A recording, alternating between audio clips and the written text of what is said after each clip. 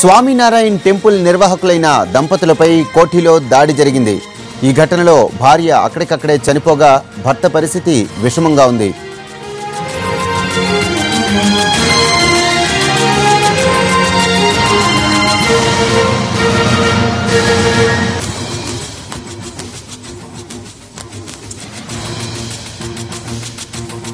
Swaminarayan temple నిర్వాహకులైన దంపతులపై కోఠిలో దాడి జరిగింది. ఈ ఘటనలో భార్య అక్కడికక్కడే చనిపోగా భర్త పరిస్థితి విషమంగా ఉంది. ఈ ఘటనకు సంబంధించిన మరిన్ని వివరాలు మా ప్రతినిధి రమేష్ అడిగి తెలుసుకుందాం. రమేష్, చెప్పండి, ఈ ఘటనకు సంబంధించిన డీటెయిల్స్ ఏంటి? కోటిలోని స్వామినారాయణ ఆలయంలో నిర్వహిస్తున్న దంపతుల పైన ఉదయం పూట ఒక దాడి జరిగింది. కత్తులతోటి దుండగులు ఈ దంపతుల పైన సోనుబాయితో పాటు మరొక భర్త పైన ఆ దుండగులు వచ్చేసాలను దాడి చేశారు. అయితే ఈ దాడిలో భార్య సోనుబాయ్ అక్కడికక్కడ మృతి చెందగా భర్త పరిస్థితి ప్రస్తుతానికి విషమంగా ఉంది.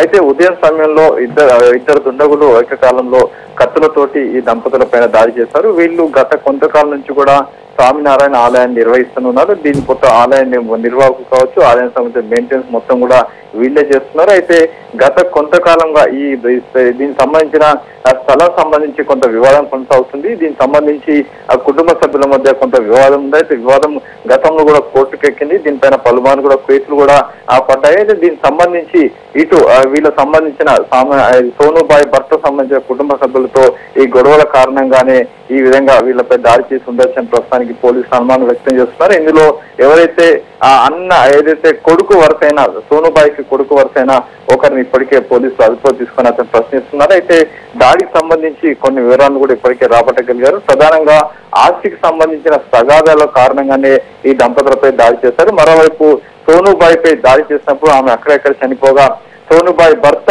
పరిస్థితి ప్రస్తుతానికి విషయంగా ఉంది. అతను హాస్పిటల్లో చావబోతున్న మధ్య కొట్టుమిట్టాడుతున్నారు.